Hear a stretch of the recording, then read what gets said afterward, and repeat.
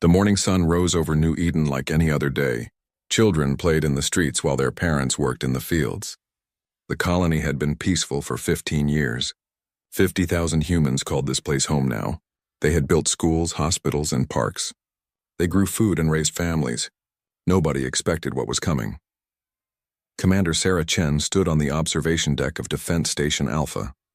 The station floated in orbit around the planet. Sarah was 35 years old and had been protecting New Eden for 5 years. She loved watching the sunrise over the colony's main city. The glass towers caught the light and sparkled like diamonds. "Beautiful morning, Commander," said Lieutenant Torres as he joined her at the window. He was young, maybe 25, with bright eyes full of hope. "Every morning is beautiful here," Sarah replied. She meant it. New Eden was paradise compared to the crowded cities of Earth. Here, people had space to breathe. Children could run free without fear. The peace did not last long. At exactly 0800 hours, the sensors went crazy. Red lights flashed everywhere. Alarms screamed through the station. Sarah ran to the command center as fast as she could. What she saw on the screens made her blood turn cold. Ships. Hundreds of alien ships dropping out of hyperspace. They were huge and dark, shaped like daggers pointing at the planet. Sarah had never seen anything like them before. The ships moved in perfect formation surrounding New Eden like hungry wolves. "Ma'am, we're getting a transmission," Torres called out. His voice shook with fear. "Put it on screen," Sarah ordered. The face that appeared was not human. It had gray skin and 4 eyes that glowed red. Its mouth was full of sharp teeth. When it spoke, its voice sounded like grinding metal. "Humans of New Eden," the alien said. "I am War Commander Zektar of the Zephyrian hegemony. You have spread like a disease across our galaxy. You build your colonies on worlds that belong to us. Today this ends. We will cleanse this world of your presence. Consider this a warning to all your kind." The transmission cut off. Sarah stared at the black screen, her mind racing. 50,000 people lived on New Eden. Half of them were children. She had to protect them. "All defense platforms power up weapons," Sarah shouted into her communicator. "Launch all fighters. Get me a line to the planet's emergency services. We need to start evacuations now." But even as she gave the orders, Sarah knew it was hopeless. New Eden's defenses were designed to fight pirates and smugglers. These alien ships were warships, real warships with enough firepower to crack a planet. The attack began without warning. Beams of purple energy shot down from the alien fleet. They hit the colony's main city first. Where the beams touched, everything turned to glass. Buildings, streets, people, all became smooth, clear glass in seconds. The screams lasted only a moment before they were cut off forever. "Dear God," Torres whispered. His face was white with shock. More beams fell like deadly rain. The hospital where Dr. Martinez had delivered over 1,000 babies turned to glass. The school where children learned to read became a crystal monument to death. The park where families had picnics on Sunday afternoons was now a field of frozen screams. Sarah's defense stations fired back. Their lasers and missiles struck the alien ships but did no damage. The enemy vessels had shields that absorbed every shot. Meanwhile, more purple beams fell from the sky. "Commander, we're getting evacuation requests from all sectors," reported Sergeant Kim. "People are trying to get to the spaceports." "Tell them to hurry," Sarah said. But she could see it was already too late for most of them. The spaceports were among the first targets. The aliens knew exactly what they were doing. They hit the escape roads first, then the cities, then the farms. They wanted to make sure nobody got away alive. Some evacuation ships did manage to launch. Sarah watched them on her screens, praying they would make it to safety. But the alien fighters were waiting. They hunted down each escape pod like hawks chasing mice. The small ships exploded one by one in bright flashes of light. Each flash meant dozens more families would never see another sunrise. "Ma'am, the Henderson ship just launched from Bay 7, Torres reported. Sarah knew the Henderson family. Tom Henderson ran the colony's main farm. His wife Jane taught at the elementary school. They had 3 little girls. Sarah watched their ship climb toward the stars. For a moment, she thought they might make it. Then 2 alien fighters swooped down like vultures. Purple beams cut the Henderson ship in half. The explosion was very small from this distance, just a tiny flash of light. But Sarah knew that flash had just killed 5 people she cared about. "Commander," Kim called out. "Direct hit on the residential districts. Sections 4 through 12 are gone." Gone. Such a simple word for something so horrible. 40,000 people lived in those sections. They had homes and dreams and plans for tomorrow. Now they were all glass sculptures in a graveyard. The bombardment continued for 6 hours. 6 hours of death falling from the sky. Sarah and her crew could only watch as their world died below them. Every now and then they tried to fight back. Their weapons did nothing against the alien shields. But they kept trying anyway. It was all they could do. Dr. Williams at the research station tried to evacuate his people through the back tunnels. Sarah watched his heat signature on the sensors, moving through the underground passages with 30 other scientists. They almost made it to the hidden shuttle bay. Almost. But the aliens had sensors too. A single purple beam punched through 50 feet of rock and turned the tunnel into a glass tube. Dr. Williams and his team were trapped forever in crystal coffins. The colony's militia tried to fight. Captain Rodriguez led 100 brave volunteers against the alien landing forces. They had rifles and determination. The aliens had plasma cannons and armor that could stop tank rounds. The fight lasted 3 minutes. Rodriguez's final message was short. Tell Earth what happened here. Make them pay. Sarah saved that message. She would make sure Earth heard it. By noon, the main city was gone. By evening, the farms were burning. By midnight, the oceans were boiling from orbital bombardment. The aliens used weapons Sarah had never seen before. Some beams turned everything to glass. Others made matter simply disappear. The worst ones seemed to tear reality itself apart, leaving holes in space that hurt to look at. Commander, I'm picking up survivors in Shelter Complex 9, Torres reported. His voice was hoarse from hours of horror. Sarah looked at the screens. Shelter 9 was deep underground, built to survive asteroid impacts. 200 people were hiding there, mostly children from the school field trips. They had been visiting the old mining tunnels when the attack began. Now they were the only ones left alive on the entire planet. Can we get to them? Sarah asked. Torres shook his head. The alien ships have the whole area covered. Any rescue attempt would be suicide. Sarah closed her eyes and made the hardest decision of her life. She could try to save 200 people and probably fail. Or she could make sure their deaths meant something. She could make sure Earth learned the truth about what happened here. Start recording everything, she ordered. Every sensor reading, every communication, every second of video. Pack it all into the emergency beacon. Ma'am? Torres looked confused. Earth needs to know what happened here, Sarah explained. They need to see what these monsters did. They need to understand what we're fighting. The data files filled the beacon's memory banks. Videos of children turning to glass. Audio recordings of families screaming for help. Sensor data showing the aliens' weapons and ship designs. Everything that might help Earth fight back someday. The alien ships finished their work just before dawn. New Eden was dead.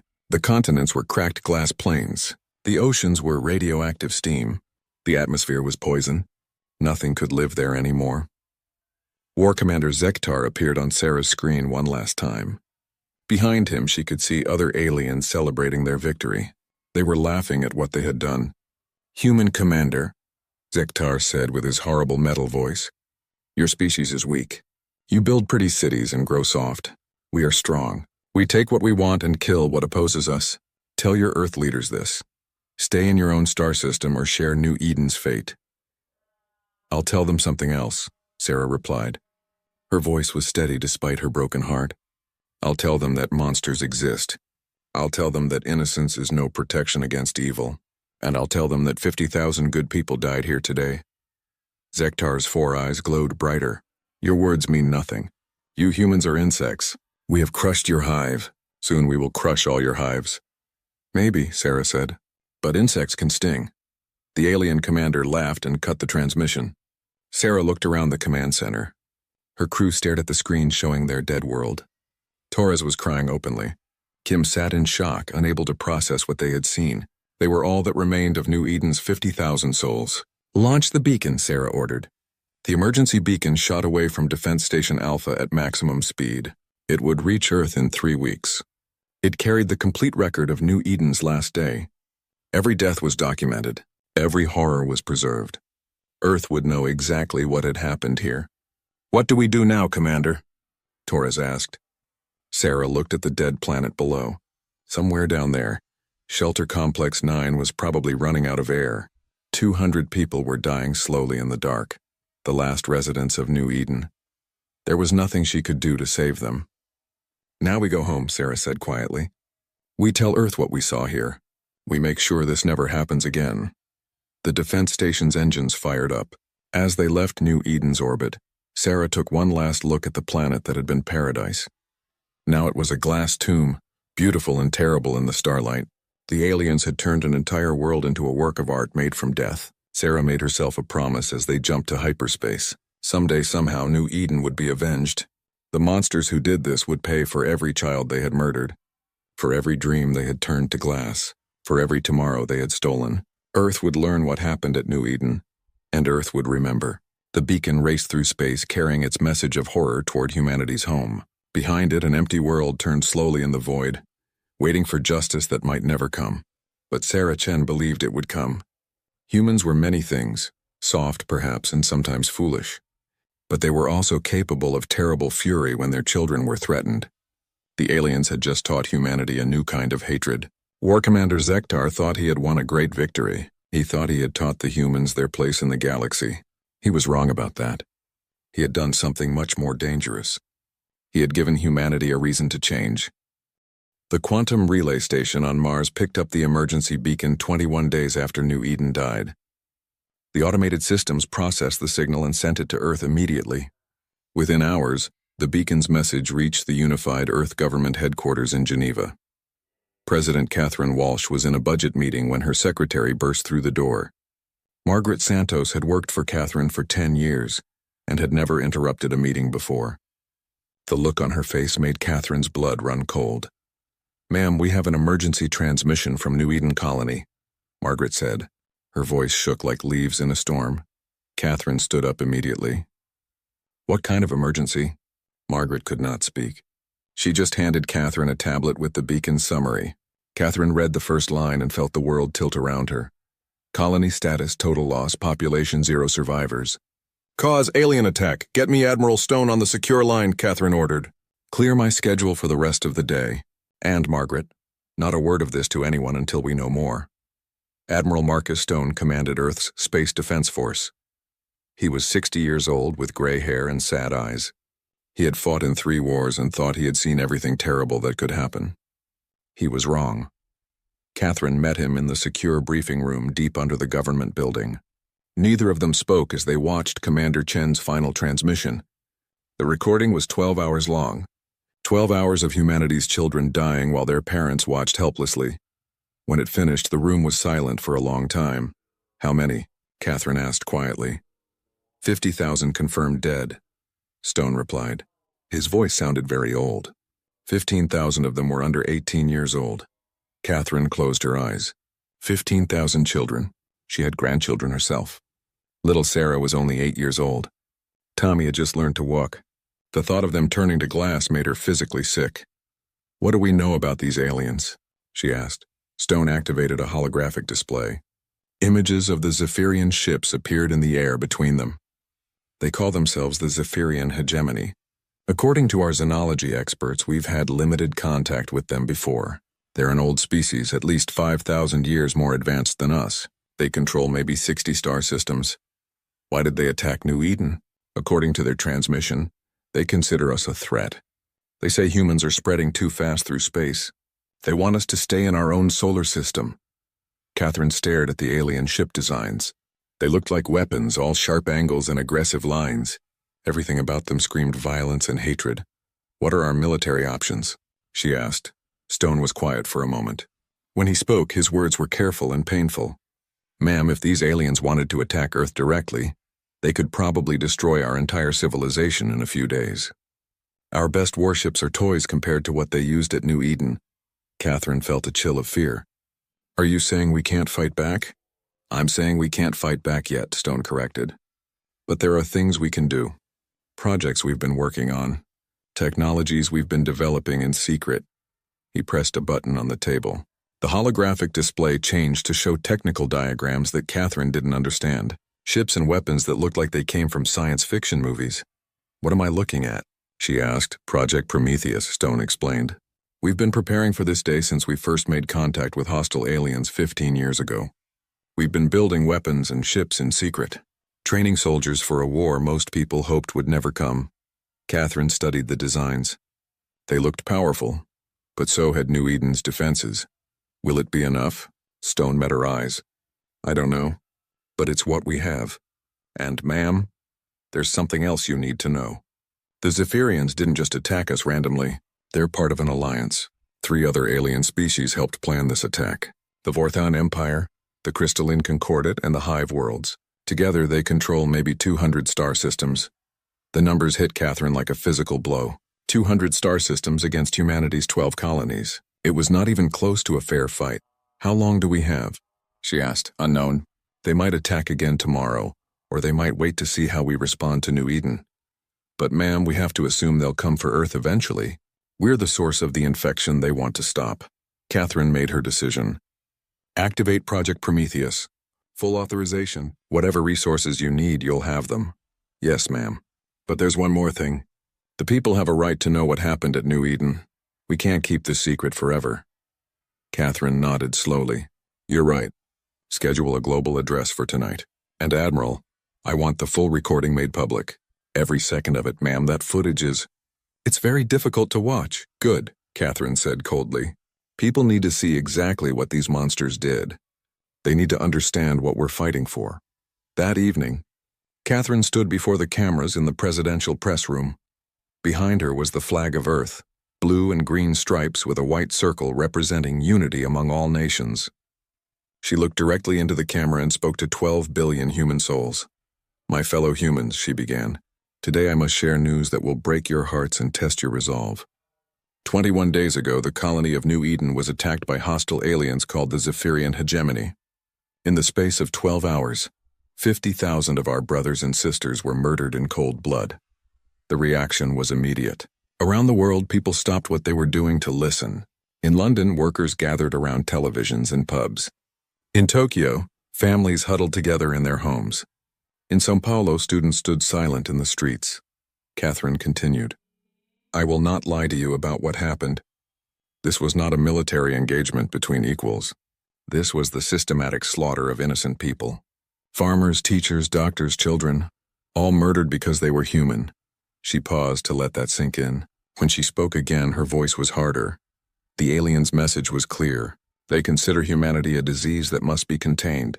They want us to abandon our colonies and stay locked in our own solar system forever. They believe we will submit to their demands out of fear. Another pause. Catherine's eyes grew cold as winter stars. They are wrong. The words echoed around the world. In every language, in every home, people heard the same message. Earth would not bow to monsters. In 1 hour, I will release the complete recording of New Eden's final day. I warn you, this footage is difficult to watch. You will see things that will haunt your dreams. But you need to see them. You need to understand what evil looks like when it wears a civilized face. Catherine stepped closer to the camera. To the aliens who did this, you have made a terrible mistake. You thought you were teaching us fear. Instead, you have taught us hatred. You thought you were showing us our weakness. Instead, you have shown us our purpose. You wanted us to retreat to our home system and hide like frightened children. Her voice dropped to a whisper that somehow carried more menace than any shout. Instead, you have given us a reason to reach for the stars with weapons in our hands. The address ended. Within minutes, the New Eden recordings were uploaded to every major news network on Earth. The reaction was swift and terrible. In New York, 10,000 people gathered in Times Square. They held candles and photographs of the colonists who had died. Many were crying, but their tears were tears of rage, not sadness. In Moscow, demonstrators surrounded the old UN building carrying signs that read, "Remember New Eden" in 50 different languages. In Mumbai, a mob tried to storm the Zephyrian trade mission. The building was empty. The alien representatives had fled Earth hours after the attack, but the people's anger was real and burning. Dr. James Wright, Earth's leading xenologist, appeared on news programs around the world. He had studied alien species for 20 years and had always advocated for peaceful contact. Now his views had changed completely. We tried to meet them as equals, he said during an interview. We offered trade, cultural exchange, mutual understanding. Their response was genocide. They have shown us their true nature and we must respond accordingly. The interviewer asked what he meant by that. I mean, we must become what they fear, Wright replied. They see us as a disease that spreads through the galaxy. Very well. Let us be a disease, but one that kills only monsters. Admiral Stone watched the global reaction from his command center deep under Cheyenne Mountain. Protests filled every major city. Recruitment centers were flooded with volunteers wanting to join the Space Forces. Factory workers demanded to know how they could help build weapons to fight the aliens. But Stone also saw something else in the crowds. Something that worried him as much as it encouraged him. The protesters weren't just angry. They were transformed. In their eyes was a coldness he recognized from his own mirror. They had the look of people who had seen too much evil to ever be truly peaceful again. His aide, Colonel Morrison, joined him at the observation screens. The people are certainly motivated, sir, Morrison said. Yes, Stone agreed. But I wonder what we're becoming. Look at their faces, Tom. Those aren't the faces of the humans who built New Eden. Those are the faces of something harder. Something more dangerous. Morrison was quiet for a moment. Is that necessarily bad, sir? Maybe we needed to become something harder. Stone considered that. Maybe Morrison was right.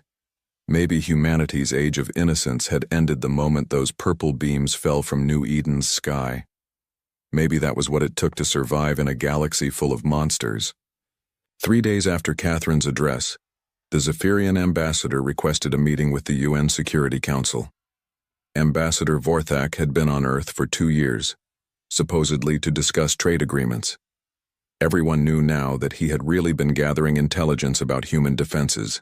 The meeting was held in the emergency session chambers.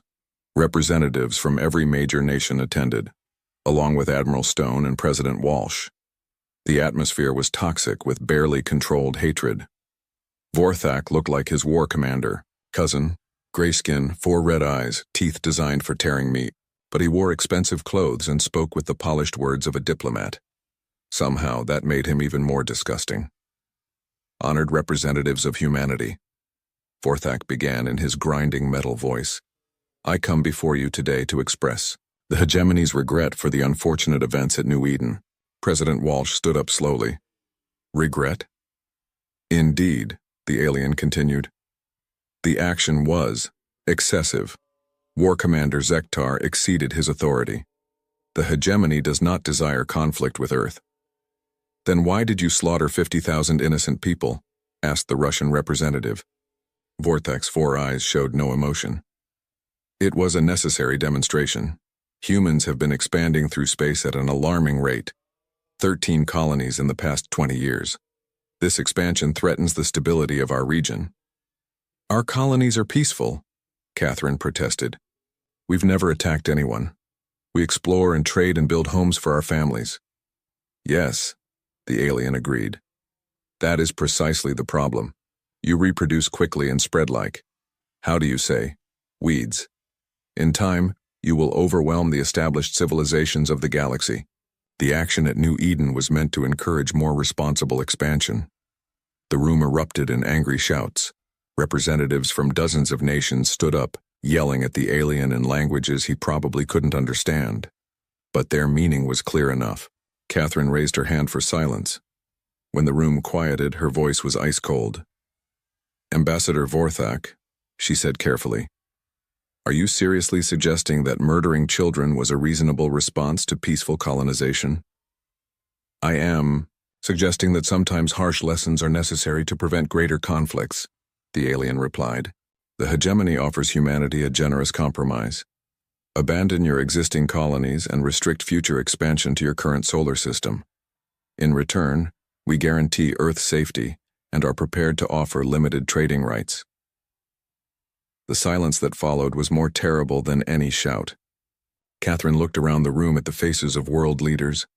Every one of them showed the same expression, a cold, calculating hatred that had replaced whatever innocence humanity once possessed. I see, Catherine said finally.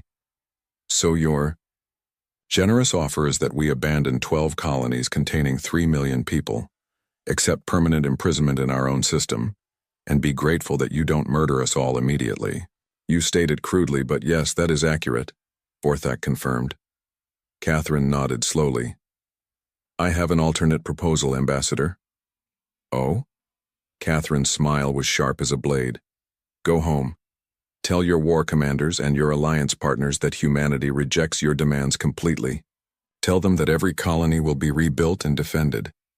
Tell them that we will expand to every corner of the galaxy if we choose to. Vorthak's eyes glowed brighter. That would be most unwise. The hegemony and its allies control 200 systems.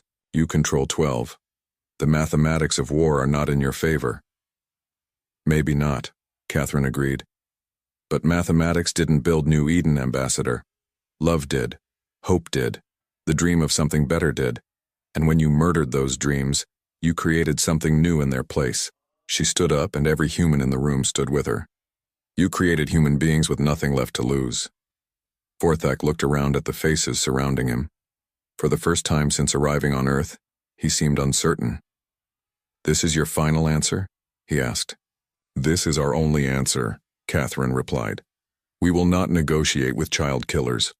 We will not bargain with monsters.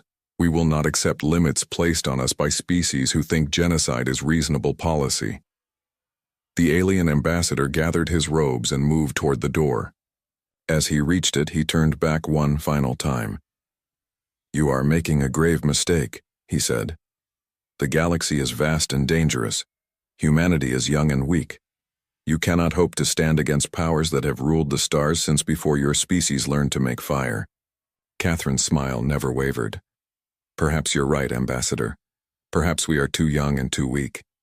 But you know what we're not? What? We're not the species that picks fights with farmers and children. We're not the cowards who call murder a demonstration. And we're not the fools who think that killing innocents will make their enemies give up hope. Vorthak left without another word. Within hours, he and his entire staff were off-planet and heading back to Zephyrian space. Behind them, they left a world transformed by grief and fury. Admiral Stone activated every part of Project Prometheus that night. In hidden bases around the solar system, construction began on weapons that had existed only in blueprints. In secret laboratories, scientists worked around the clock to turn theoretical physics into practical death. But the real change was in the people themselves. The humans who went to sleep the night before New Eden died were not the same species that woke up afterward. They had been gardeners and teachers and dreamers. Now they were something else. Something harder. Something that thought in terms of total war and absolute victory. The aliens had wanted to teach humanity about fear. Instead, they had taught them about hate. It was a lesson the galaxy would never forget. 2 years after New Eden burned, Admiral Marcus Stone stood on the command bridge of humanity's newest warship. The ship had no name yet. That would come later. For now, it was simply designated Terra 01, the first of its kind. But everyone who worked on it called it by another name, New Eden's Vengeance. The ship was massive beyond anything humanity had ever built before. 3 kilometers long and shaped like a blade, it housed weapons that existed nowhere else in the galaxy. Its hull was made from metamaterials that bent light around them, making the ship nearly invisible. Its engines used dark matter in ways that alien physicists said were impossible. Stone was 62 now, with more gray in his hair and deeper lines around his eyes. The past 2 years had aged him terribly, but his hands were steady and his voice was strong as he spoke to his crew. Ladies and gentlemen, he announced over the ship's communication system, today we begin humanity's answer to New Eden. Today we show the galaxy what humans do to child killers. The crew was 3,000 strong, all volunteers. Many had lost family members at New Eden.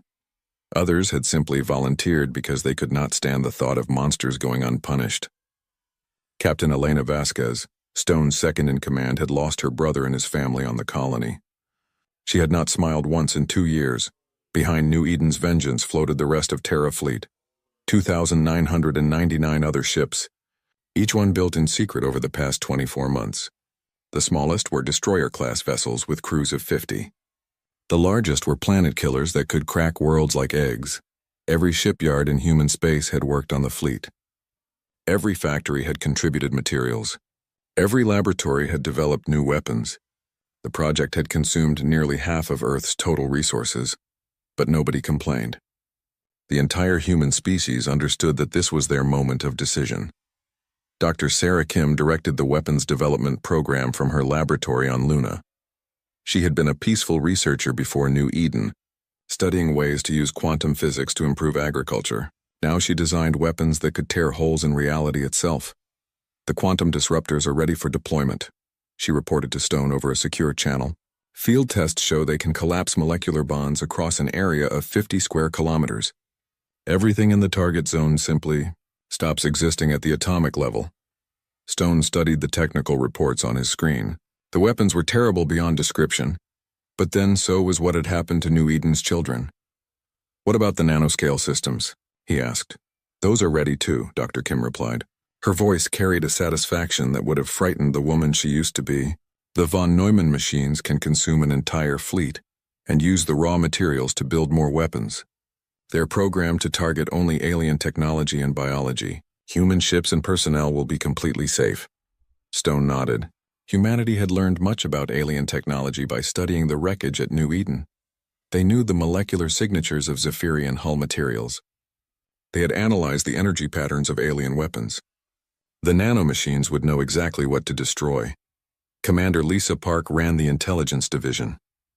Before New Eden, she had been a diplomat, trying to build peaceful relationships with alien species.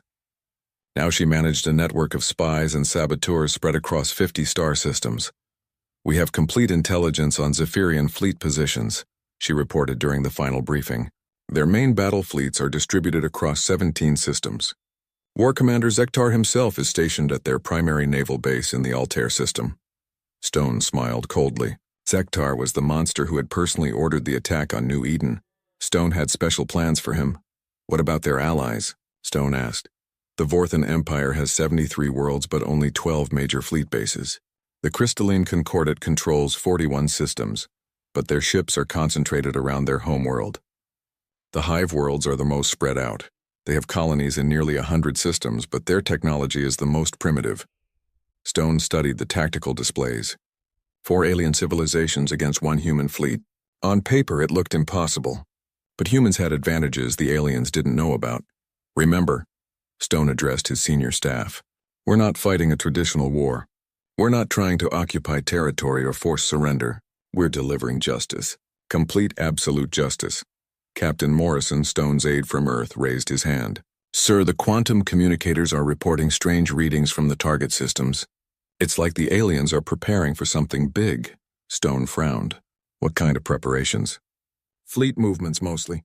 Large numbers of ships converging on major population centers. It looks like they're preparing for a massive celebration. Park checked her intelligence reports. Sir, according to our sources, they're planning a galaxy-wide broadcast. The second anniversary of what they call the New Eden demonstration. They want to remind everyone what happens to species that don't obey them. Stone felt anger burn in his chest, like molten metal. The aliens were going to celebrate murdering children. They were going to turn the massacre into a holiday. When is this celebration scheduled? He asked. In 6 days, sir.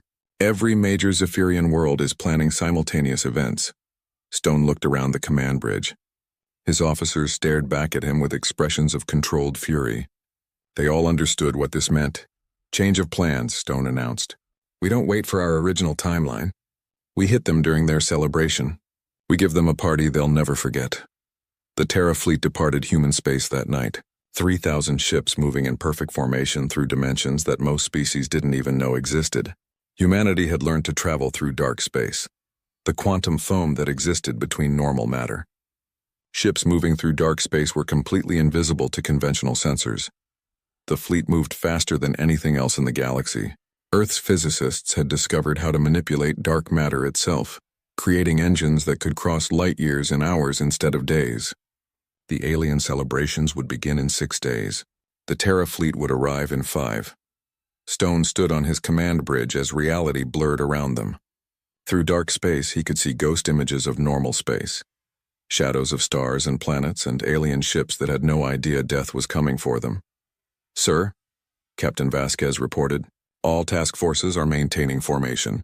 ETA to first target zone is 4 hours, 37 minutes. Stone nodded. The fleet had divided into 17 separate task forces, each one targeting a different Zephyrian system. But Stone's force was heading for the prize, Altair system, where War Commander Zektar waited with the hegemony's most powerful fleet. As they traveled, Stone thought about the past 2 years.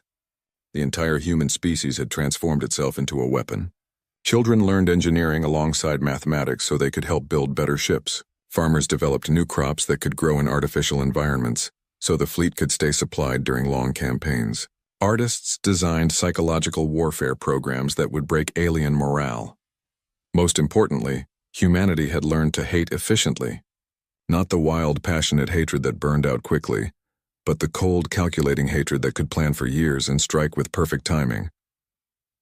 "Admiral," Communications Officer Chen called out, "we're receiving final intelligence updates from our agents in the target systems." Stone read the reports on his screen. Human spies had infiltrated every major alien world. They had identified key targets, mapped defense networks, and confirmed the locations of high-ranking enemy officers. When the attack began, the aliens would be blind and leaderless within minutes. "Any word from the deep cover agents?" Stone asked. "Yes, sir. Agent Williams confirms that War Commander Zektar will be personally attending the celebration on Altair Prime. He's scheduled to give a speech about the necessity of controlling inferior species." Stone's smile was sharp as a blade. "Perfect. I have some things to say to him, too." The Terra fleet dropped out of dark space at exactly 0800 hours Altair system local time. Stone had timed the arrival perfectly, just as the celebration was beginning on the planet below. Through the main view screen, Stone could see Altair Prime. It was a beautiful world of blue oceans and green continents. Cities of crystal and metal dotted the surface like jewelry. Orbital platforms surrounded the planet, decorated with lights for the festival. Millions of aliens were celebrating their victory over human children. "All ships report status," Stone commanded. "Task Force Alpha ready for engagement," came the first reply. "Task Force Beta in position. Task Force Gamma standing by." One by one, all 17 task forces reported in. 3,000 human warships had appeared simultaneously in 17 different star systems. The alien celebration was about to become their funeral. "Sir," Sensor Officer Torres reported, "enemy fleet deployment exactly as predicted. 67 major warships in orbit around Altair Prime. Their shields are down for the celebration." Stone felt a moment of something that might have been pity. The aliens had made themselves completely vulnerable. They were so confident in their superiority that they couldn't imagine anyone threatening them. That confidence was about to be shattered forever. "Open a channel to all ships," Stone ordered. "This is Admiral Marcus Stone to all Terra Fleet units. Today we deliver justice for New Eden. Today we show the galaxy what happens to species that murder human children. Remember, no mercy, no quarter, no survivors. The only acceptable outcome is complete victory." 3,000 ship captains acknowledged the order. Stone could hear the hunger for revenge in their voices. "Sir," Captain Vasquez said quietly, "once we begin this, there's no going back. We'll be committing genocide ourselves." Stone looked at her steadily. "Elena, they glassed an entire world full of farmers and children. They turned 15,000 kids into crystal sculptures. They celebrated it as a holiday. What would you call that?" Vasquez was quiet for a moment. When she spoke again, her voice was hard as steel. "I would call it a mistake they're about to regret." Stone nodded. "All ships, begin the attack. Show them what human justice looks like." The first weapons to fire were the quantum disruptors. Invisible beams reached out from the human ships and touched the alien vessels. Where the beams hit, reality simply stopped. Molecular bonds collapsed. Atoms forgot how to hold together. 67 Zephyrian warships dissolved into clouds of fundamental particles. The aliens didn't even have time to send distress signals. But the ships were just the beginning. Stone's real target was the planet below, where millions of aliens were celebrating the massacre of his people. "Deploy the nanomachine swarms," Stone ordered. Tiny canisters launched from the human fleet toward Altair Prime. Each canister contained billions of microscopic machines, each one programmed with the molecular signatures of everything alien. The canisters hit the planet's atmosphere and burst open like deadly flowers. The nanomachines fell like invisible snow across the surface of Altair Prime. They touched the crystal cities and began to feed. Alien technology dissolved as the machines consumed it and used the raw materials to build more weapons. Defense systems, communication networks, power plants. Everything that made Zephyrian civilization possible simply vanished. Sir, Torres reported with satisfaction. Planet-wide infrastructure collapse achieved in 17 minutes. The entire civilization is dead in the water. Stone nodded, but he wasn't finished. The infrastructure was just machinery. The aliens who had celebrated murdering children were still alive down there, wondering what had happened to their perfect world. Initiate gravitational bombardment, Stone commanded. New weapons fired from the human fleet. These were the most terrible weapons humanity had ever created. Devices that could manipulate gravity itself. Focused gravitational fields reached down to Altair Prime's surface and began to squeeze. The beautiful crystal cities didn't just collapse, they were crushed into neutronium, compressed until their atoms couldn't exist anymore. Mountains were flattened into perfectly smooth plains. Oceans boiled away under gravitational pressures that shouldn't have been possible. But Stone saved the worst for last.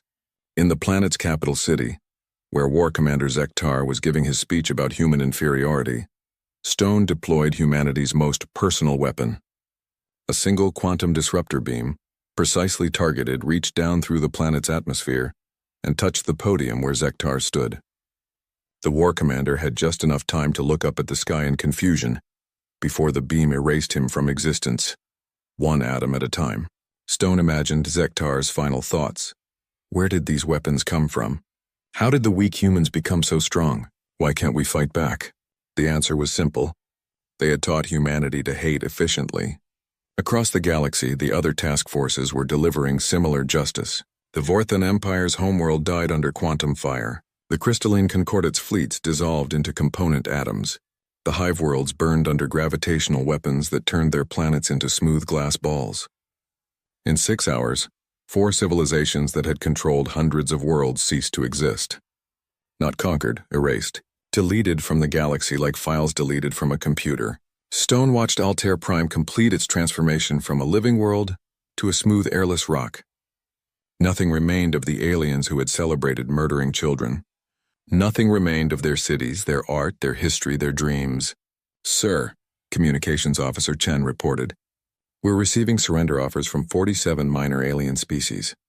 They're begging us not to attack them. Stone considered that. These were species that had been allied with the Zephyrian hegemony, but hadn't directly participated in the New Eden attack. By the old human standards, they might have deserved mercy, but humanity no longer operated by the old standards. Send a message to all alien species in the galaxy, Stone ordered. Tell them that any species that supported or applauded the New Eden massacre will share the fate of their patrons. Tell them that any species that threatens human colonies in the future will be erased from existence. Tell them that the age of alien supremacy is over. The message went out on every communication frequency known to galactic civilization. Within hours, every intelligent species in the galaxy knew what had happened. 4 ancient civilizations had been wiped out in a single day by a species they had dismissed as weak and primitive. The galaxy would never be the same. Stone stood on his command bridge and looked out at the dead world that had once been Altair Prime. Somewhere in the dust that covered its surface were the atoms that had once been War Commander Zektar. The monster who had murdered children was now nothing but scattered particles, too small to see. It wasn't enough. It would never be enough to balance the scales for New Eden's children. But it was a beginning. Sir, Captain Vasquez asked quietly, what are our orders now? Stone turned away from the view screen. Now we go home. We've delivered our message. The galaxy will either learn from it or we'll have to deliver more lessons. The Terra fleet formed up and jumped back into dark space. Behind them, they left 17 dead solar systems and the wreckage of civilizations that had thought themselves untouchable. The ghosts of New Eden's children could rest a little easier now. Their deaths had been avenged. But Stone knew this was just the beginning. Humanity had tasted victory, and it was sweet as honey. They had learned that they could be more terrible than any monster in the galaxy when they chose to be. The aliens had wanted to teach humans about fear. Instead, they had taught them about power. The galaxy was about to learn the difference. The news of the 17 dead systems spread across the galaxy faster than light itself. On 1,000 worlds, alien leaders stared at intelligence reports they couldn't believe. 4 entire civilizations gone, erased, as if they had never existed at all. High Chancellor Mordoon of the Galactic Council stood before the emergency session with trembling hands. He was 800 years old, from a species that had ruled space lanes when humans were still learning to make fire. He had seen wars that consumed star systems and plagues that wiped out whole species. But he had never seen anything like this. "Honored representatives," he began, his voice shaking like leaves in a storm. "We face an unprecedented crisis. In the span of 6 hours, the human species has committed the most extensive act of genocide in recorded galactic history." The council chamber held delegates from over 200 species. Most of them were trying not to panic. The Zephyrians had been one of the most powerful military forces in the galaxy. The Vorthan Empire had controlled vital trade routes for 3,000 years. The crystalline Concordat had technology that other species could only dream about. All of them were dust now. Ambassador Krell-Tara of the Mathari Republic stood up. Her species had been neutral in the conflict, watching from the sidelines as the great powers played their games. Now she spoke with barely controlled terror. "Chancellor, our long-range sensors confirm the reports. 17 star systems showing complete sterilization. No life signs, no technology signatures, no electromagnetic emissions. It's as if someone reached out and deleted them from the universe." "How is this possible?" demanded General Vexmore of the warrior clans. "Humans are a young species, primitive. Their largest ships couldn't match a single Zephyrian destroyer." High Chancellor Mordoon activated the holographic display in the center of the chamber. Images appeared showing the aftermath of the human attack. Dead worlds spinning in space, asteroid fields where once mighty space stations had been. The smooth, glassy surfaces of planets that had been crushed by impossible gravitational forces. "Our analysis suggests the humans have developed weapons based on quantum manipulation and gravitational control," Mordoon explained. "Technologies we believed were purely theoretical. They appear to have made advances in physics that our greatest scientists said were impossible." The chamber erupted in frightened voices. Representatives shouted questions in dozens of languages. How had humanity advanced so quickly? Where had they gotten such weapons? What did they want? But underneath the questions was a deeper, more terrifying realization. If humans could do this to the Zephyrians, they could do it to anyone. Admiral Thekmos of the Royal Fleet pounded his fist on the table. "This cannot stand. We must unite against this human threat before they destroy us all. They have shown their true nature. They are a species of genocidal monsters." "Are they?" asked a quiet voice from the back of the chamber. Everyone turned to look at the speaker. It was Ambassador Jerhai of the Peaceful Worlds, a small alliance of species that had never harmed anyone, never built weapons, never conquered other civilizations. They were philosophers and artists and healers. "Explain yourself, Ambassador," Mordoon said. Jerhai stood up slowly. He was very old, even by the standards of his long-lived species. His voice was soft, but everyone in the chamber strained to hear him. 2 years ago, the humans had 12 peaceful colonies, farmers and families, children playing in gardens. They never attacked anyone, never threatened anyone. They asked only to be left alone to build their homes and raise their young. The chamber was silent now. Everyone remembered New Eden. The Zephyrians declared these peaceful people a threat. Jerhai continued. They said human expansion had to be stopped. So they sent their fleets to a world full of farmers and murdered 50,000 innocents. They turned children into glass statues. They made art from the bodies of families. Ambassador Krell-Tara shifted uncomfortably. That was regrettable, but it doesn't justify genocide. Jerhai looked at her with ancient, sad eyes. Doesn't it?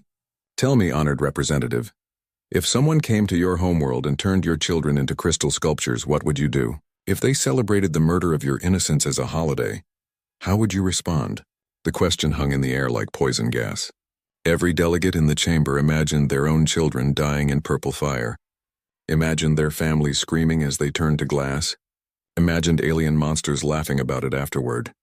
The humans tried diplomacy first, Jerhai continued. They offered to negotiate. The Zephyrians responded by demanding that humanity abandon all their colonies and accept permanent imprisonment in their own star system. When that demand was refused, the aliens prepared to celebrate their massacre as a galactic holiday. General Vexmore growled low in his throat. What's your point, philosopher? My point is that the humans didn't start this war. They didn't attack civilians. They didn't murder innocents for sport. They waited 2 years, built their weapons, and then they struck back at the military forces and leaders responsible for the genocide of their people. They destroyed entire civilizations. Admiral Thekmos protested. Yes, Jerhai agreed sadly. They did. And now every species in the galaxy knows exactly what happens to civilizations that murder human children. The truth of his words settled over the chamber like a heavy blanket. The humans hadn't attacked random targets. They had systematically eliminated everyone who had participated in or celebrated the New Eden massacre. It was justice, not random violence. Terrible absolute justice. High Chancellor Mordoon called for order as arguments broke out across the chamber. Some delegates wanted to declare war on humanity immediately. Others wanted to offer surrender and beg for mercy. A few, like Jerhai, suggested that maybe the humans had done exactly what any reasonable species would do in their place. The debate was interrupted by an emergency communication from the Council's Intelligence Division. Chancellor, the voice was breathless with fear. We're detecting massive human fleet movements. 3,000 ships departing the dead systems and spreading out across the galaxy. Sir, they're heading for every world that sent congratulations after New Eden was destroyed. The blood drained from Mordoon's face. After the New Eden attack, dozens of alien worlds had sent messages to the Zephyrian hegemony. Congratulations on a job well done. Praise for stopping human expansion. Offers of support for future operations. Against the human plague, every government that had sent those messages was about to discover what human memory was. Like on the industrial world of Kepler 618, the Borthan Collective was holding an emergency meeting of their ruling council. 2 years ago, they had publicly praised the Zephyrian action at New Eden. They had called humans a rapidly spreading infection that needed to be contained. Now their deep space sensors were screaming warnings about an approaching human. Fleet Director Malseth stared at the tactical displays with growing horror. 50 human ships had dropped out of hyperspace at the edge of their system. They were moving toward Kepler 618 with steady, purposeful intent. Can our defenses stop them? He asked his military advisor. General Korun shook his head. Sir, if these are the same weapons that destroyed the Zephyrian fleet, our defenses might as well be soap bubbles. We need to evacuate the population immediately. Evacuate 8 billion people? With what ships? Where would they go? The questions had no good answers.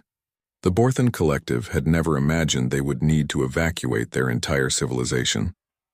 They had been secure in their alliance with the great powers, confident that their military strength would protect them from any threat. They had been wrong. The human ships reached orbital range and stopped. For long minutes, nothing happened. The humans just waited, their black ships hanging in space like vultures. Then a transmission came through on all frequencies. The face that appeared on every screen was human, a woman with steel gray hair and cold blue eyes. She wore the uniform of the Terra Fleet, with insignia that marked her as a fleet captain. I am Captain Sarah Martinez of the Terran vessel Righteous Fury, she announced. 2 years ago, your government sent a message to the Zephyrian hegemony. You congratulated them for the massacre at New Eden. You called the murder of our children necessary pest control. You offered your support for future genocidal actions against human civilians. Director Malseth felt his legs go weak. He remembered that message. It had seemed like good politics at the time, supporting the regional powers, showing solidarity against the expanding human presence. Today, Captain Martinez continued, we have come to collect the debt you owe for those words. The transmission cut off. On the tactical displays, the human ships began to move again. But they didn't attack the planet directly. Instead, they spread out in a precise formation around Kepler 618's orbit. What are they doing? Malseth whispered. General Korun checked his instruments. His face went white with terror. Sir, they're not targeting our cities. They're targeting our sun. The weapons that fired from the human ships were unlike anything in known physics. Streams of exotic matter reached out from the fleet and touched the surface of Kepler 618's star. Where the streams hit, the star began to change. Its fusion processes accelerated. Its magnetic field fluctuated wildly. Solar flares erupted from its surface like the death screams of a god. Stellar destabilization in progress, reported the science officer. At this rate, the sun will go nova in approximately 6 hours. 8 billion Borthan citizens looked up at their sky and saw their sun flickering like a dying candle. They had maybe 6 hours to live and nowhere to run. Director Malseth tried to contact the human fleet. He begged for mercy, offered surrender, promised anything they wanted. The humans didn't respond.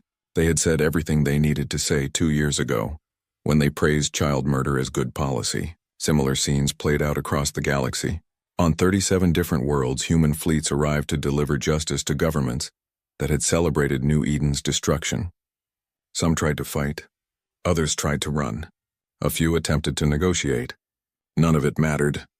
The humans had not come to conquer or negotiate. They had come to demonstrate a simple principle. Species that celebrated the murder of human children would cease to exist.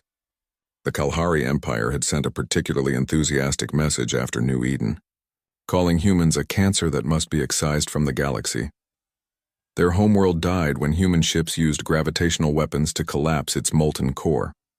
The planet imploded like a deflating balloon, taking 4 billion aliens with it. The Nexari Trade Federation had offered to help fund future operations against human colonies. Their 17 major worlds died simultaneously when human nanomachine swarms consumed every piece of technology on their surfaces. The Nexari were left stranded on dead rocks, watching their civilization crumble into dust. The Vorthak warrior clans had volunteered to provide troops for a ground invasion of Earth. Their entire fleet was turned against them when human cyber warfare specialists hacked their computer systems and made their own ships fire on their own worlds. In every case, the pattern was the same. The humans would arrive without warning, announce their intentions, and then deliver swift total destruction. No negotiations. No mercy, no survivors. The galaxy watched in growing terror as 37 civilizations died in a single week. But the humans weren't finished. On the artificial world of Nexus Prime, seat of the Galactic Banking Consortium, emergency meetings were being held in underground bunkers.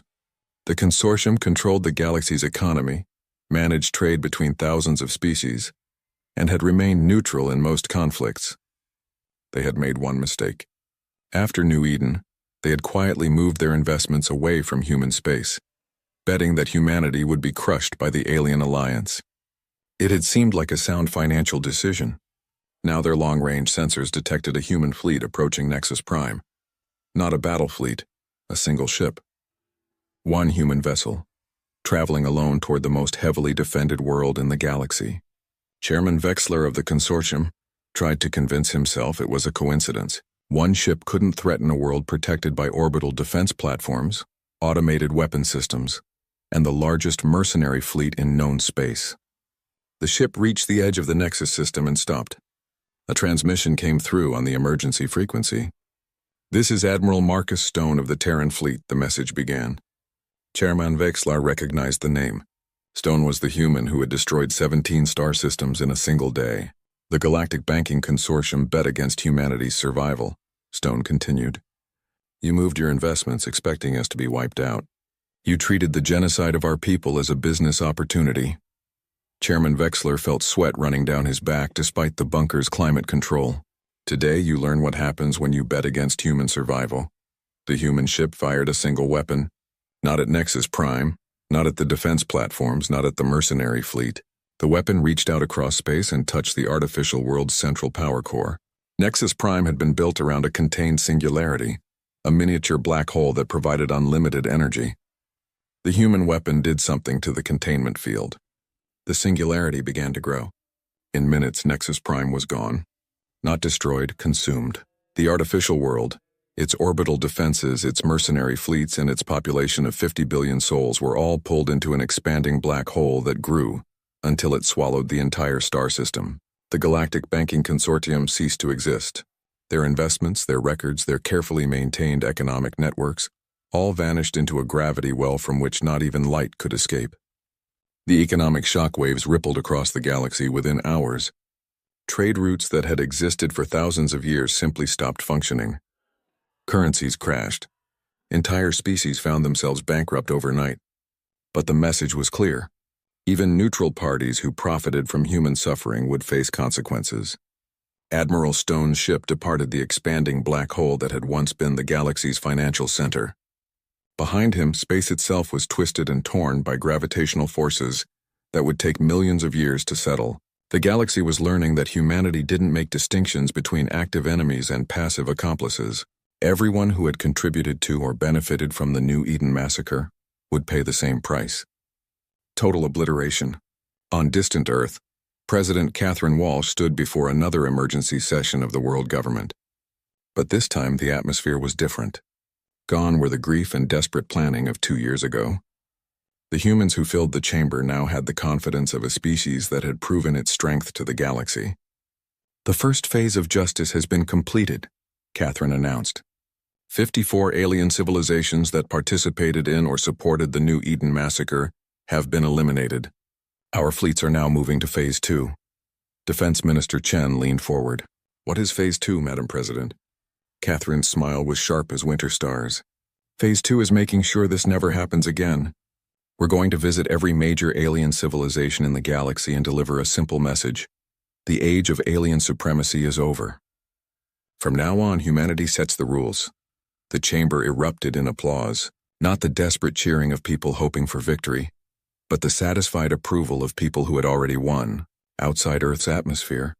Massive construction projects were visible even from the ground. New shipyards, new weapon platforms, new technologies that pushed the boundaries of physics itself. Humanity was not just winning the war. They were evolving into something the galaxy had never seen before. A species that could not be threatened, could not be conquered, and would never again allow their children to be murdered by monsters. The aliens had wanted to teach humanity about fear.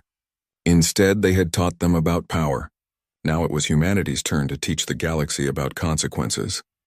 Admiral Marcus Stone stood on the shattered remains of Zephyria Prime's once great capital.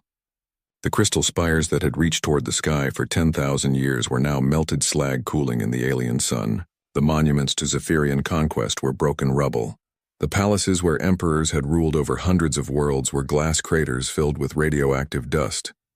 But Stone was not here to admire the destruction. He was here to send a message. Behind him, human engineers worked to install a massive holographic transmitter. When activated, it would broadcast Stone's words to every inhabited world in the galaxy. Over 3 million species would hear what he had to say. Every alien civilization would learn the new rules of galactic existence. Captain Elena Vasquez approached, her boots crunching on the crystallized ground that had once been a city square, where millions of Zephyrians had lived and worked and raised their families. She carried a datapad with the latest intelligence reports. Admiral, the final counts are in, she reported. 54 enemy civilizations completely eliminated. No survivors, no refugees, no remnants. Total casualties estimated at 800 billion aliens. Stone nodded. 800 billion lives. Before New Eden, that number would have horrified him. Now it felt like simple mathematics. They had killed 50,000 human civilians. Humanity had responded proportionally. 16,000 alien lives for every human child murdered. What about the neutral species? Stone asked. Panic across the board, Vasquez replied. The Galactic Council has collapsed. Most member species have withdrawn to their home systems and are refusing all contact with outsiders. Trade has dropped by 90%. Several civilizations are offering tribute to Earth, begging us not to attack them. Stone smiled coldly. Fear was a useful tool, but fear alone would not prevent future atrocities. The galaxy needed to understand that humanity was now the dominant power, and that human rules would be enforced absolutely. Any word from our diplomats? He asked. Yes, sir. Ambassador Park reports that representatives from over 200 species have requested audiences with President Walsh. They all want to formally acknowledge human superiority and ask for protection. Stone was not surprised. In the space of 3 years, humanity had gone from being dismissed as primitive weaklings to being the most feared species in the galaxy. The transformation was complete. The holographic transmitter came online with a soft hum. Technical Sergeant Rodriguez gave Stone a thumbs-up signal. The device was ready to broadcast to every corner of known space. Stone stepped up to the transmitter and looked directly into the recording sensors. When he spoke, his words would be heard on millions of worlds by trillions of alien beings. I am Admiral Marcus Stone of the Terran Fleet, he began. His voice was calm and steady, carrying the authority of a species that had proven its absolute power. I speak to you from the ruins of Zephyria Prime, capital of the empire that murdered 50,000 human civilians 3 years ago. Around the galaxy, Aliens stopped what they were doing to listen. In underground bunkers, in space stations, in hidden colonies on remote worlds, alien leaders gathered around communication devices to hear humanity's final judgment. For too long, Stone continued, this galaxy has been ruled by species who believed that might makes right. Civilizations that thought their age and technology gave them the right to determine which younger species could survive and which should be eliminated. They saw humanity's expansion as a threat to their dominance, so they chose genocide as their solution. Stone gestured to the melted ruins around him. This is the result of that choice. Not one stone stands upon another in any Zephyrian city. Not one Zephyrian ship remains functional anywhere in the galaxy. Their species, their culture, their very existence has been erased as completely as they tried to erase ours. The transmission was being received and retransmitted across thousands of star systems. On the homeworld of the Altarian Confederacy, President Melthor watched the broadcast with growing terror. His species had been neutral during the war, but they had privately approved of the Zephyrian actions. Stone's cold eyes seemed to look directly at him through the hologram. The age of alien supremacy is over, Stone declared. From this day forward, humanity will set the rules for galactic civilization. These rules are simple and absolute. Stone held up one finger. First, any species that attacks human civilians or colonies will be completely eliminated. Not defeated, eliminated. Every member of their species, every world they control, every ship in their fleet, every trace of their existence will be wiped from the galaxy. A second finger. Second, any species that supports, encourages, or profits from attacks on human civilians will share the fate of the attackers. Neutrality will not protect you if you celebrate our suffering or bet on our destruction. A third finger. Third, humanity will expand wherever we choose to expand. Any species that attempts to limit human colonization or claims exclusive rights to regions of space will be eliminated. A fourth finger. Fourth, all species will immediately cease military actions against other species. The galaxy has had enough of war and conquest. Conflicts between non-human species will be resolved through arbitration by human authorities. The fifth and final finger. Fifth, any species that wishes to survive the coming age will formally acknowledge human authority and accept our protection. Those who refuse will be considered potential threats and dealt with accordingly. Stone lowered his hand and stepped closer to the transmitter. I know what you are thinking, he said, his voice dropping to barely above a whisper. You are thinking that humanity has become the very thing we fought against. You are thinking that we have become conquerors and tyrants no better than the Zephyrians. Stone's smile was sharp as a blade. You are correct. We have become exactly what this galaxy forced us to become. The difference is that we learned to be monsters from the best teachers. You. Around the galaxy, alien leaders felt ice in their veins. The humans weren't even pretending to be the good guys anymore. They had embraced their role as galactic overlords with cold efficiency. But unlike the previous rulers of this galaxy, Stone continued, humanity offers something new. Peace. Not the peace of the grave, but the peace of absolute order. Under human rule, there will be no more genocides. No more species wiped out for the crime of expansion. No more children murdered to teach political lessons. Stone gestured again to the ruins around him. This destruction ends now. The last act of galactic warfare has been completed. From this point forward, violence will be a human monopoly, used only to enforce peace and protect the innocent. The transmission ended. Across the galaxy, alien civilizations faced the most important decision in their species' history: submit to human rule or face the fate of the Zephyrians. Most chose submission. Within 6 months, over 90% of known alien civilizations had formally acknowledged human authority. They sent tribute to Earth, accepted human observers on their worlds, and agreed to follow human laws regarding interspecies relations. The few who refused soon learned why their neighbors had been wiser. The Cytherian Empire had been one of the oldest civilizations in the galaxy. Their species had been building cities when humanity was still living in caves. They had survived the rise and fall of dozens of galactic powers over millions of years. They refused to bow to upstart humans. Their extinction took exactly 47 minutes. The Drakmor clans were warrior species who had never submitted to anyone in their 10,000-year history.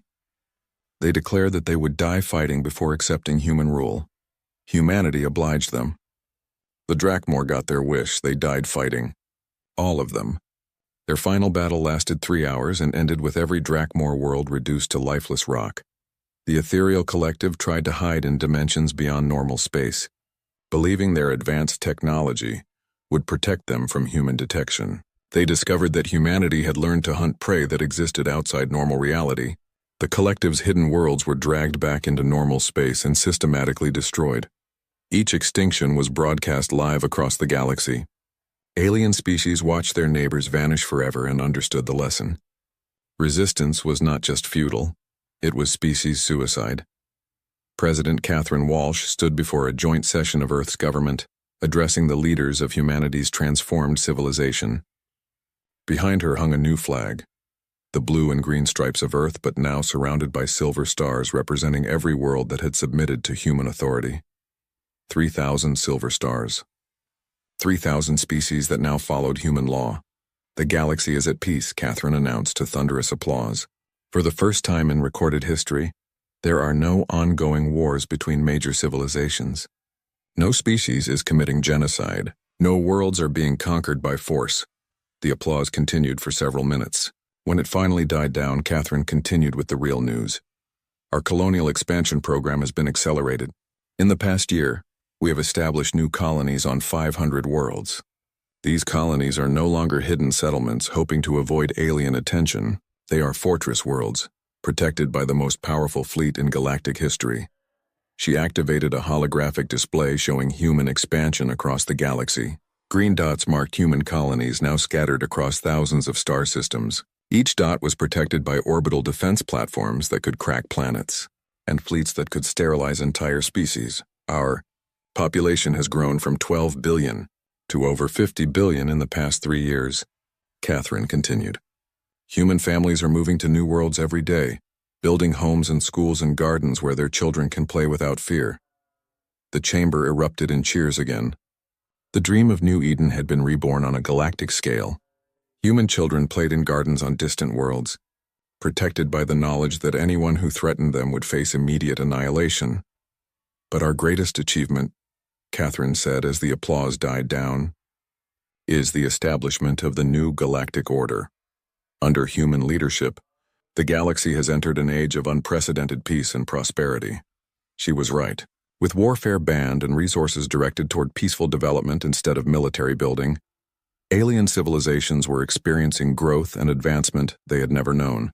Art, science, philosophy, and culture were flourishing on worlds that had spent centuries preparing for war. Of course, this golden age came with a price. Human observers monitored every major alien world. Human laws governed interspecies relations. Human fleets patrolled every star system, ready to enforce peace with overwhelming force. But most aliens had decided the price was worth paying.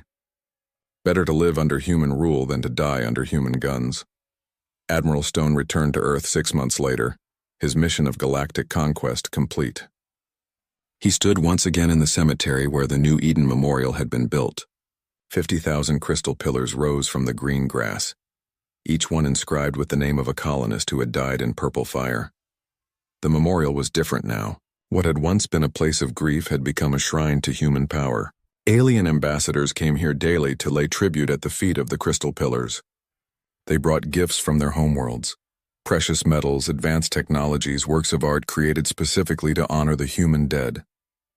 Stone knelt beside one pillar in particular. The name carved into its surface read, Jennifer Martinez, age 8. She had been Captain Martinez's daughter, one of 15,000 children murdered on New Eden. Stone had kept her picture in his command cabin throughout the war, a reminder of why he was fighting. "We kept our promise, Jenny," he whispered to the crystal. "Every monster who hurt you paid the price. The galaxy is safe for human children now." Behind him, he heard footsteps on the gravel path. Stone turned to see President Walsh approaching, accompanied by a group of alien ambassadors. The aliens kept their distance from the memorial pillars, their faces showing the proper mixture of respect and fear. "Admiral," Catherine greeted him, "I have something you need to see." She handed him a data pad containing the latest census reports from across human space. Stone read the numbers with growing satisfaction. Human, Population, 127 billion souls spread across 1847 worlds. Colonial development, $15,000. New settlements established in the past year. Alien tribute received. Enough resources to fund human expansion for the next century. Military strength, $50,000. Active warships with production capacity for 10,000 more per year. Galactic compliance. Rate, 99.7% of all known species now under human authority. Remarkable progress, Stone commented. What about the remaining non-compliant species? 3 civilizations are still holding out, Catherine replied. The Infinite Collective claims their machine intelligence is too advanced to be ruled by biological beings. The Phantom Empire believes their cloaking technology makes them undetectable, and the Star Shepherds think their nomadic lifestyle puts them beyond our reach. Stone handed the datapad back to her. Schedule elimination operations for all 3. By the end of this year, I want 100% compliance. Consider it done, Catherine agreed. But there's something else. The Galactic Historical Society has requested permission to document the war for their archives. They want to create a permanent record of humanity's rise to power.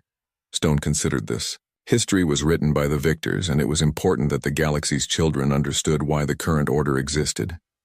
Approved, he decided. But make sure they include everything. The massacre at New Eden, the celebrations of our dead children, the refusal to negotiate. Let future generations understand exactly why 54 civilizations had to be eliminated. One of the alien ambassadors, an insect-like being from the hive world's remnants, stepped forward nervously. Honored Admiral, the creature's voice was translated by its mechanical interpreter. My surviving people wish to contribute to the New Eden Memorial. We offer our most sacred crystals as an expression of our eternal regret for our leaders' past actions. Stone looked at the alien with cold eyes. The hive worlds had been one of the civilizations that celebrated New Eden's destruction.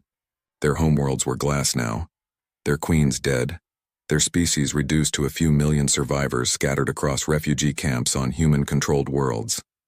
Your regret is noted, Stone replied. Your tribute will be accepted. But remember, your species exists only because humanity chooses to allow it. That choice can be changed at any time. The ambassador bowed low, its insect legs trembling. We understand completely, Honored Admiral. Our children are taught daily about human mercy and the price of rebellion against your just rule. Stone nodded approvingly. This was how it should be. Alien children growing up with proper respect for human authority, learning that their species' survival depended on pleasing their human masters. As the group moved away from the memorial, Catherine walked beside Stone, her expression thoughtful. Do you ever wonder what we've become, Marcus? She asked quietly. 3 years ago we were explorers and farmers. Now we're the galactic overlords ruling through fear and absolute power.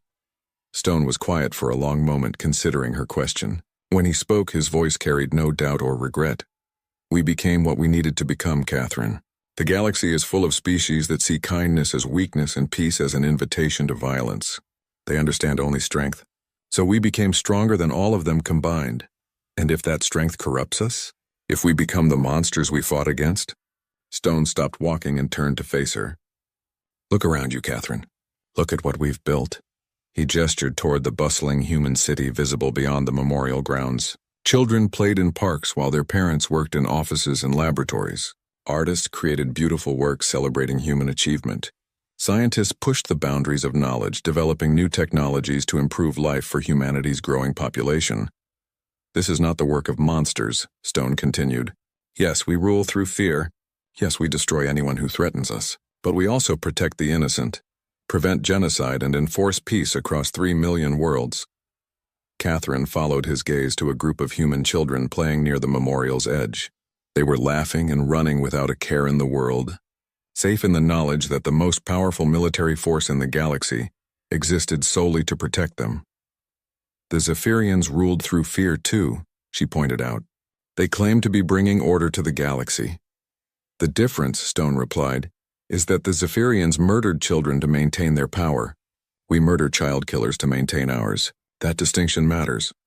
As if to emphasize his point, one of the playing children, a little girl with dark hair and bright eyes, ran up to them. She couldn't have been more than 6 years old. Admiral Stone, she called out excitedly. My teacher says you're the one who keeps us safe from the bad aliens. Stone knelt down to meet her at eye level. His expression softened in a way it rarely did anymore. That's right, little one, he said gently. My job is to make sure that bad things never happen to good people like you. The girl beamed at him. Thank you. My mommy says that because of you, I never have to be scared of monsters. Your mommy is right, Stone assured her. The monsters are all gone now. And if any new ones ever appear, we'll make them go away too. The child hugged him briefly before running back to her friends. Stone watched her go, remembering another little girl whose name was carved in crystal nearby. Jennifer Martinez would never get to play in parks or hug admirals or grow up to have children of her own. But because of what happened to Jennifer, this child could play without fear. Because 54 civilizations had died, billions of other children could live in peace.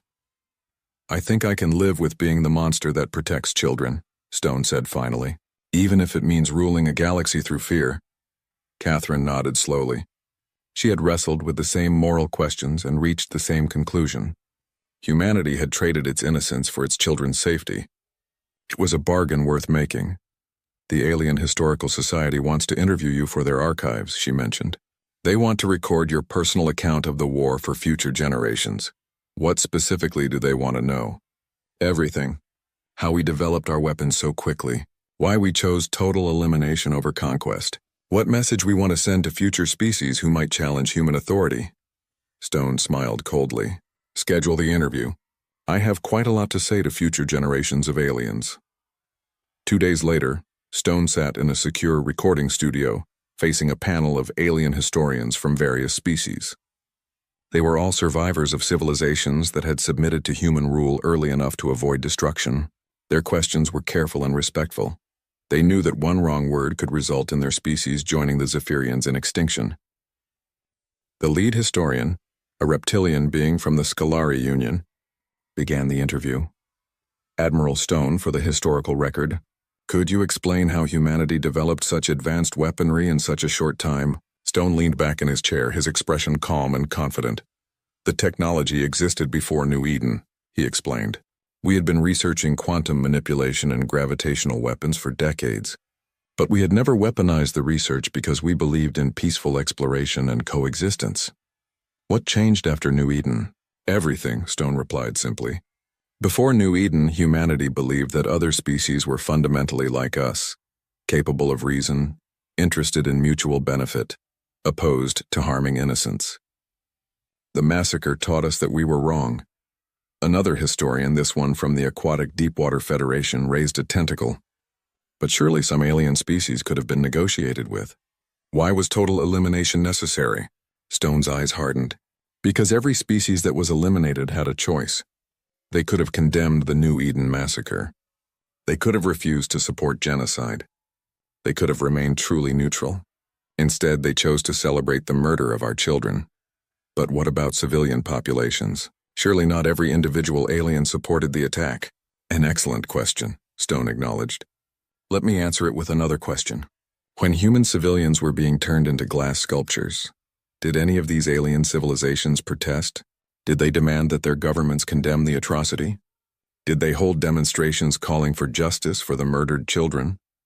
The historians were silent. They all knew the answer. No, Stone continued. They cheered. They celebrated. They called it necessary pest control. So when the time came for justice, we treated them all as complicit, because they were. A third historian from the crystal-based mineral consciousness asked the question that really mattered. What message do you want to send to any future species that might consider challenging human authority?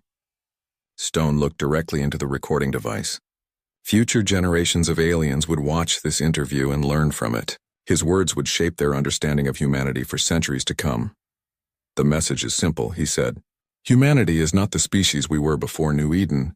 We are something new, something harder, something that has learned to hate efficiently and strike without mercy when our children are threatened. He paused, letting that sink in. We do not want to rule the galaxy through fear. We do not enjoy being the force that other species must obey or die. But we have accepted that role because the alternative is allowing monsters to hurt innocents. Stone stood up, his full authority filling the room. So my message to future species is this. We will expand wherever we choose. We will colonize whatever worlds we want. We will raise our children on any planet that suits us. And if anyone tries to stop us or hurt our families, they will discover what 54 civilizations learned too late. Which is? The lead historian asked, though he probably already knew the answer. Stone's smile was cold as the void between stars. That there is no force in the universe more terrible than humans with nothing left to lose. And thanks to New Eden, we learned that we always have something left to lose. Our children, our future, our hope for something better. He sat back down, his message delivered. The galaxy wanted to teach us about fear, he concluded. Instead, they taught us about power. Now every alien child grows up knowing that human children are not to be harmed. Not now, not ever. That knowledge will keep the peace for 1,000 generations. The interview ended. The historians filed out quietly, their recording devices full of humanity's final judgment on the old galactic order. Stone remained in the studio for a few minutes after they left, thinking about the galaxy he had helped create. It was not the galaxy anyone had planned, not the peaceful community of species that idealistic humans had dreamed of, not the alien-dominated hierarchy that the Zephyrians had tried to maintain. Instead, it was something new. A galaxy where one species held absolute power and used it to enforce absolute peace, where children of every race could grow up safely, protected by the knowledge that violence would bring swift and total retribution. It was not perfect, but it was just, and after New Eden, justice was all that mattered. Stone left the studio and walked out into the afternoon sunlight. Above him, human ships patrolled the skies of Earth, ready to defend humanity's homeworld against any threat. Around the planet, massive space stations bristled with weapons that could sterilize star systems. Throughout the galaxy, human colonies spread like seeds, taking root in friendly soil. The age of alien supremacy was over. The age of human dominance had begun, and in crystal pillars scattered across 1,000 memorial worlds, the names of New Eden's children were carved in stone and metal and light. Eternal reminders of the price of crossing humanity. They had been farmers and teachers and dreamers. They had wanted only to build homes and raise families and live in peace. Instead, they had become the martyrs who transformed their species from gardeners into gods of war. The galaxy would remember their names forever, and it would never again mistake